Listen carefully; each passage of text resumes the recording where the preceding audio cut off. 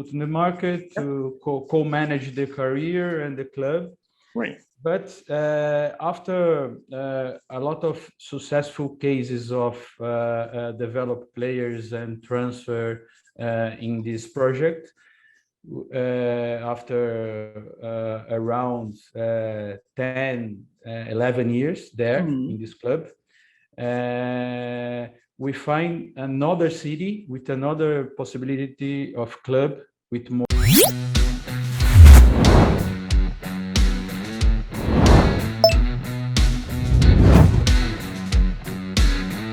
Hi everyone, and welcome back to the Sporting Goal podcast. And today I'm here with André Figer. And André, first of all, thanks for taking the time. And how's everything going these days?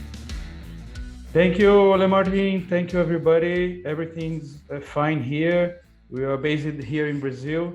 We are in the winter, but it's not winter in Brazil, just in the south of Brazil a little bit, but everything fine. Thanks. That's great. What's the temperature in the south of Brazil these days? In the winter time, there are some days that maybe, some days in the year that maybe less than 10 degrees, maybe some 5 degrees, but all in the south of Brazil. In the north of Brazil is summer all the year.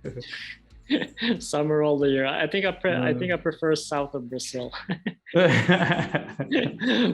But yeah, it's a pleasure having you part of this, and obviously you have a lot of experience, and we're gonna dive into a lot of the good stuff that you are working on and have been working on. And I think before we dive into more specifics, I think it would be great to kind of like if you could share a little about how your journey in the sport industry began. Take us a little bit through like how it all started for you. Yeah, my history in the football industry, in the sports industry, beginning when I a teenager, because my father just started with this job in the industry of football in the end of the 60s, in the 69. Yeah. He started transferring players, moving players from Uruguay. He's from Uruguay. He was from Uruguay. He just passed away last December. But he started transferring and managing careers of players and transferring that players from Uruguay to Brazil, and also organizing friendly matches between the clubs from Uruguay with clubs from Brazil.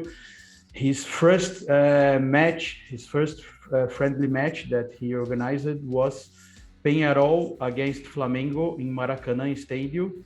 And the first match, more than 100,000 people in the stadium. So it was a very good first one. So and he also saw this possibility to transfer players. At that time, the market was very close. Europe was not hiring players from South America, and the business was just in Latam with the players inside Latam. Yeah. But during the period, during the next years and decades, the markets start to open, and then he started to transfer for Europe, and he started to make friendly matches between clubs in the other continents as well, in Asia, in North America, in Europe. And so when I start to work, I just start in this company, in the family company. This company right now is in the third generation. My niece, the daughter of my brother, work with us she's more inside the part of managing career of the players. Right. We are agency of players and coaches. And so right now the company is me, my brother, my niece. We also have a lot of people working and helping us. like scouts and technical supports, Right. and collaboration with the lawyers and the press, advisors and marketing, sports marketing companies, Right. and all this kind of people that help us, financial advisors as well, Right. and all the things that the players need to develop their careers. Yeah, I mean, like I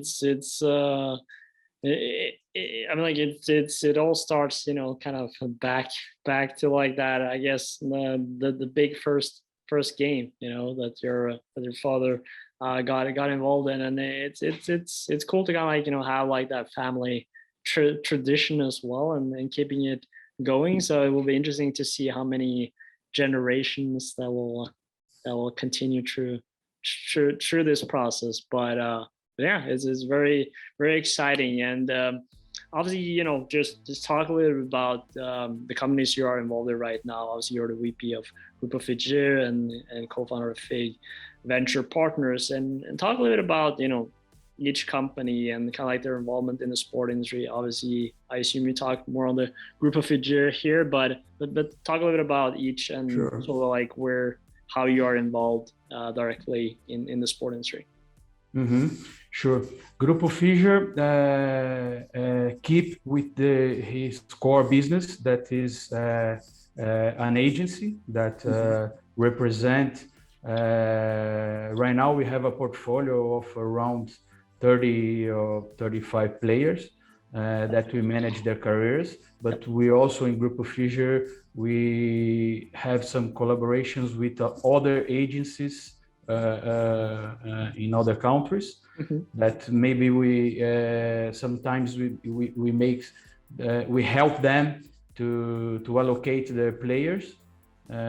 So we are not just involved in manage the careers of the players of our portfolio, but we have also agreement with other agencies, and we find some deals and some transfers to help them, because our relationship in the market with the clubs and with the scouts and the presidents of the clubs are very strong. So Yeah. we help these other agencies as well. So Right.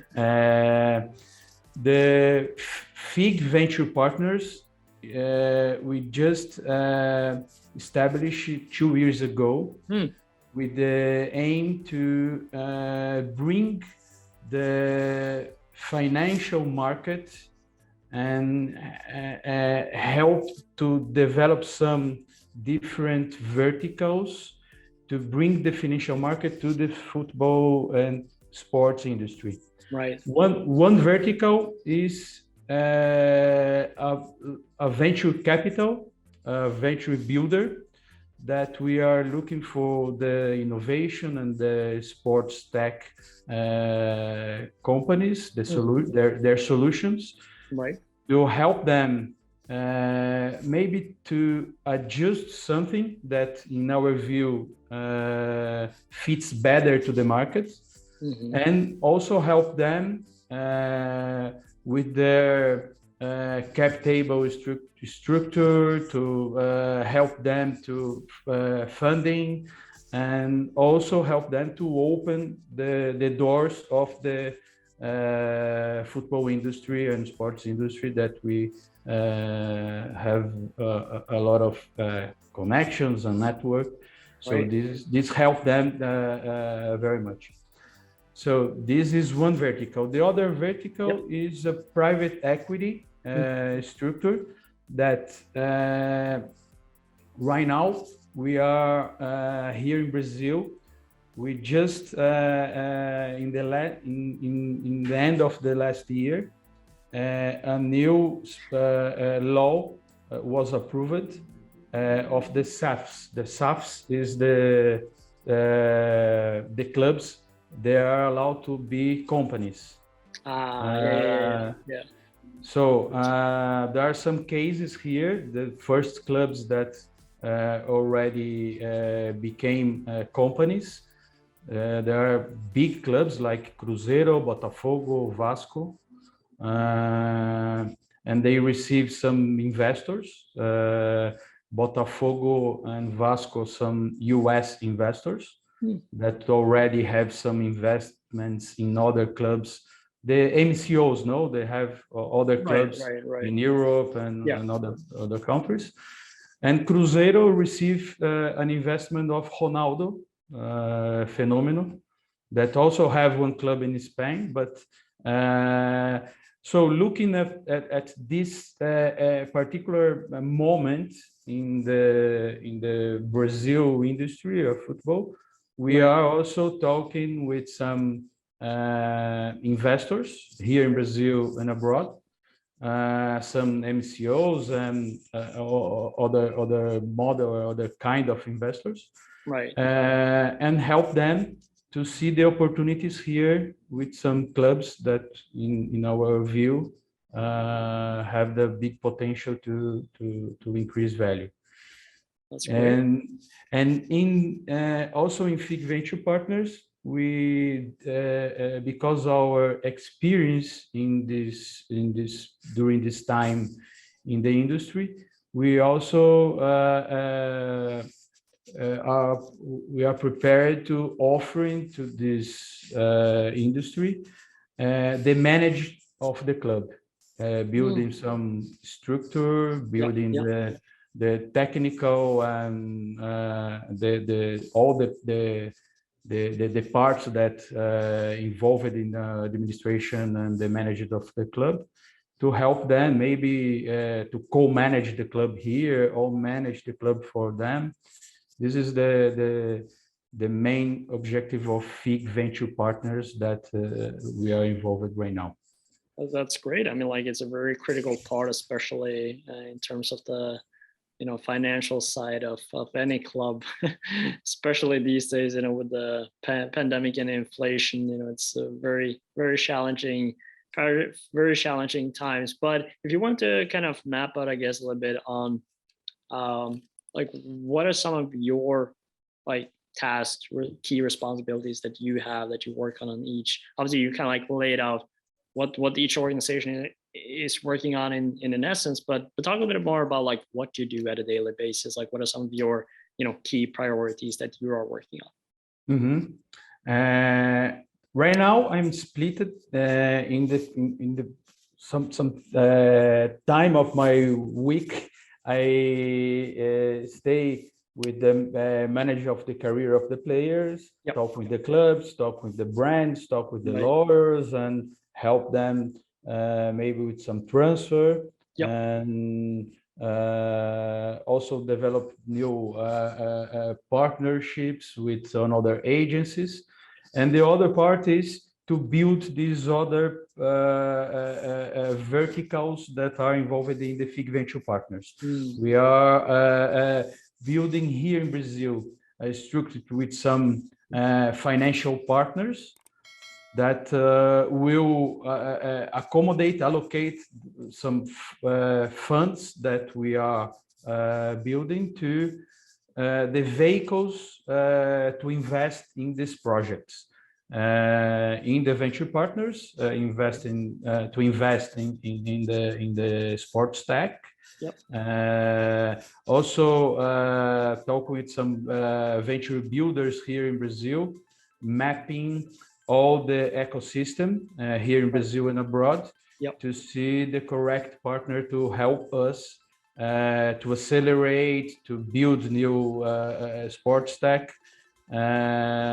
So in this Fig Venture Partners, the point right now is more strategic, searching for the correct partners, building a solid structure to start to work in all these different verticals. Yeah, it makes total sense, and it's sort of like laying down the foundation of everything that is happening after, so you can really go deep into the different kind of projects. And I mean, like, in order to do that well, you need to have a solid foundation for sure.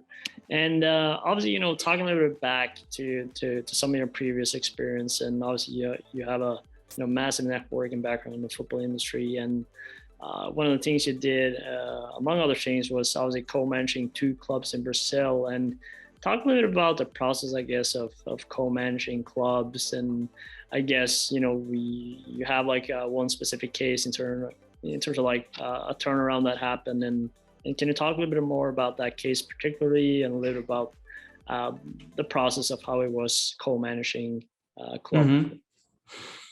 Yeah, in the end of the 90s, we start to work with a partner in the south of Brazil, in the state of Paraná, with a small club there called Irati.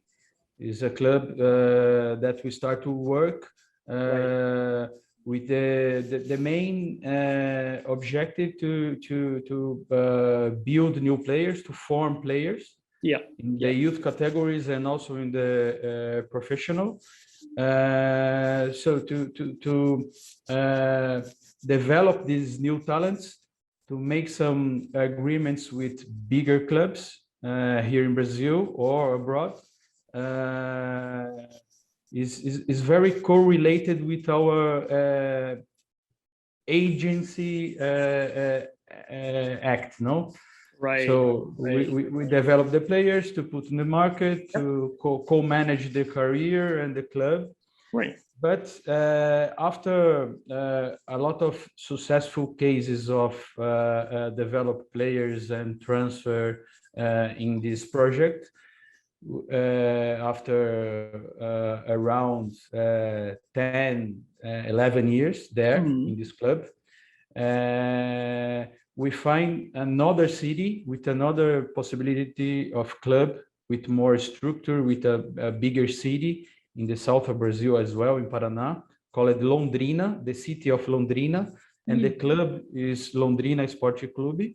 Right. That we find a place there, that we buy a place, a land, to build a training center.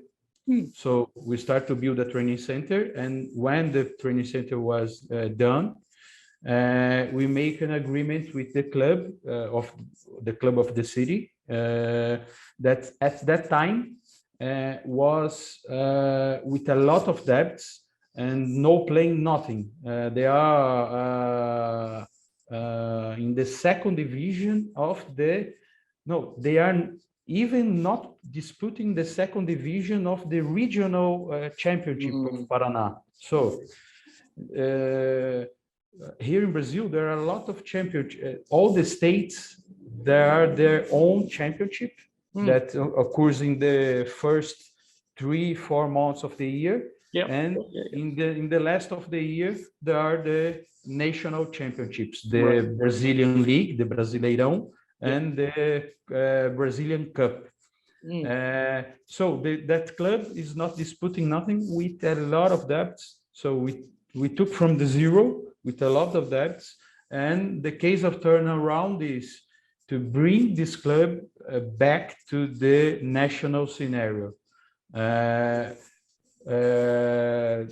The same kind of job of developing new players, new talents, make agreements with bigger clubs in Brazil and abroad, but also with the objective of bring this club, because it is located in a biggest city with more potential of fans, and the Londrina is the fourth big city of the south of Brazil. It's not the capital of Paraná is Curitiba. Curitiba, the Atlético Paranaense, Curitiba and Paraná clubs, the biggest clubs there. But Londrina is a great city with a great potential in the agro business as well. It's a countryside in that state. So this is right now. We at that moment we took this club, don't disputing nothing. We make the second division of Paraná State. We be champion. We go to the first division of Paraná championship also and be champion. And we start from fourth division of national championship, go to the third division, to the second division. And right now we are in the second division. The championship is almost in the middle of the championship. Yep. We are in the middle of the table. We are along 12 years in this club there. And during this period, we keep the club in the second division. We almost, in 2 times, for 1 point, we almost go to the first division. Wow. But this is we pay all the debts. So I think this is a good case of turnaround one club here in Brazil. That's awesome. I'm like, it's a very that's a very interesting kind of story, and also the importance of thinking kind of long-term project on things. Like I think the football industry in particular is very very easy to perhaps look at the quick fix and the short-term solution, but it's important to have those long-term processes and understanding. Okay, well, we have this goal and it's going to take some time before we get there, and that's why like this cases and the turnaround cases is so important, right? It's again what you were talking about, like just building that solid foundation. I also wanted to talk a little about obviously the kind of like the sports tech landscape and innovation side of the sport industry, because obviously you've been exploring that, and I guess like what are some key projects you are involved in, and more particularly, why did you get involved in those particular projects? Mm-hmm. We right now are paying a lot of attention of all these new possibilities to new lines of revenues for the clubs with the top technology. Yeah. One of them is different kinds of tokenization of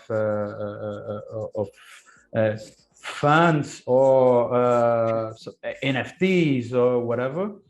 There are big cases in the market of successful in this area. Right. So we have one company that we just helping to them to launch in this area of NFTs and gaming with tokens of players. Sure. We also are looking with a lot of attention in the fun engagement. Yeah. So we have an agreement with a company that also use the fun engagement and the hardware in the stadiums of modernization of the stadiums with Wi-Fi and with Connect, the funds with the structure of the stadiums. Sure.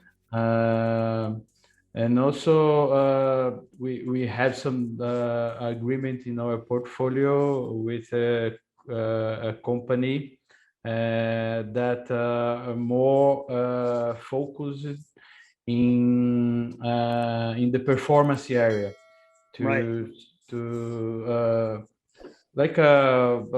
use all the numbers and all the data. And also like the Moneyball to see statistics and help with the data and with the information, all the technical stuff to take their better decisions in terms of the needs of the players and to prevent injuries and which player is more prepared to some kind of match than others, and also that they are very involved in the process of physiologist of the player to help the training itself in the field.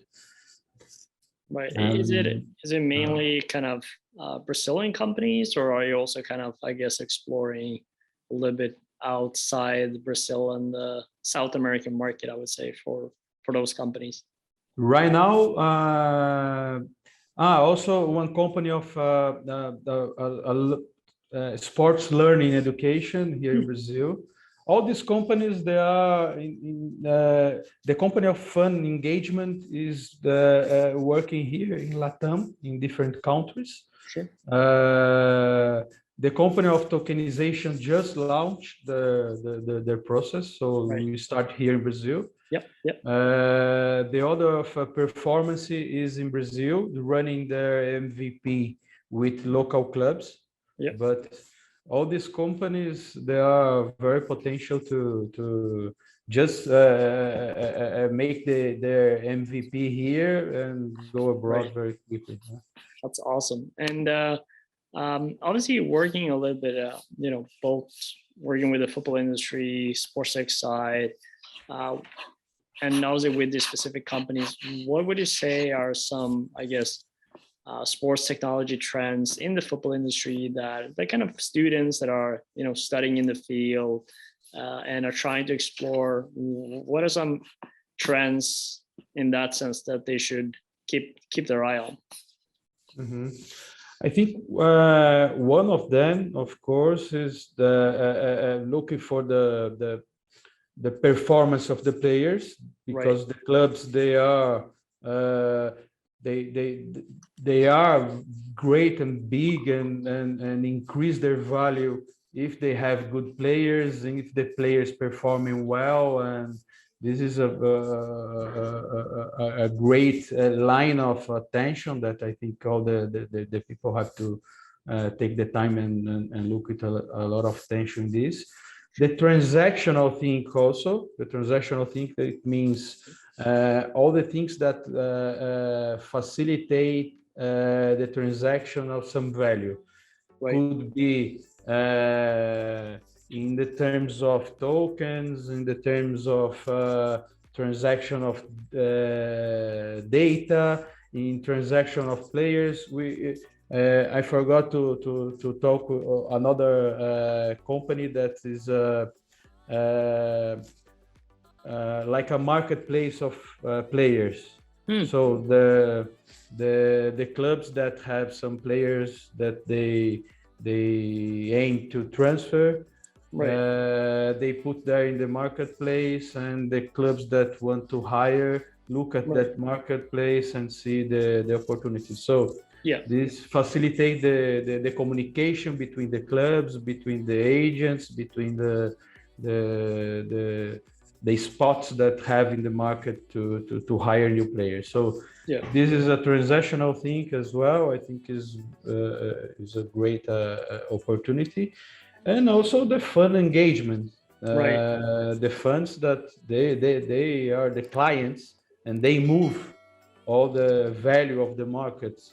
So if you have the attention of the fans, if you have the 90 minutes and more than this with the funds, we will attract all the brands and all the market for your club. So this is I think this points they are very important, and the students have to pay very attention in this lines. Yeah, 100%. And I mean, like it's a very key trend you're bringing up here, obviously, and it's fascinating to see, obviously, how sports and technology is really going hand in hand at this point. And lastly, as we're about to run out of time here, I wanted to just ask you kind of what are some final tips that you have for any student or sport professional looking to get their foot in the football industry?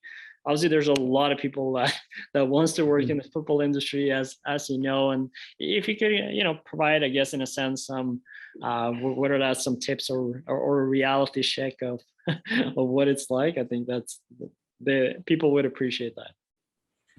Sure, I think one very important thing is continuing developing a strong network. This is you have to find the correct people and to invest in these relations, because like our company, we have relations that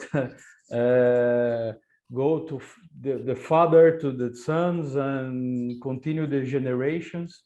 also some players that my father represents 50 years ago, we still have the relationship with this the former players that right now they are running some club or some federation, or they are agents, or they have sons playing or grandsons playing. So that constantly develop and invest in your relations in a network. This is very important. I think you have to work very straight, following your purpose. You have to keep this very hard. This is very important. Always have your mind very open to new technologies and innovation, because something that you face and we believe, no, this is not happen. Maybe happen. A lot of solutions came from ideas that 10 years ago nobody believed that it could happen. And I think the most important thing is the long life learning. You always have something to learn. If you think that you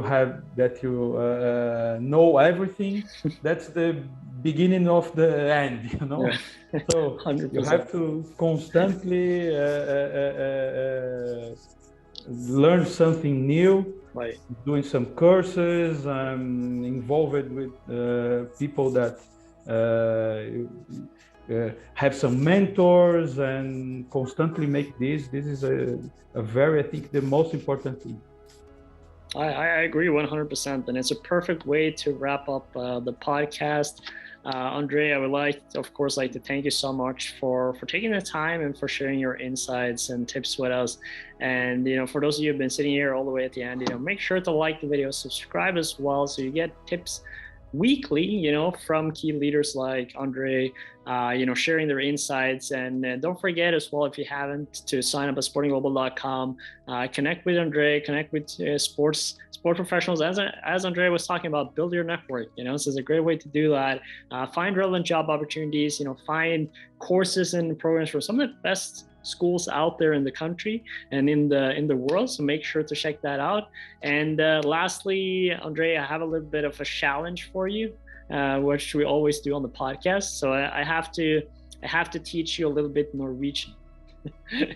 so with every video we do, we always finish with "Vi snakkes," which means see you later in Norwegian. So that's what you have to say.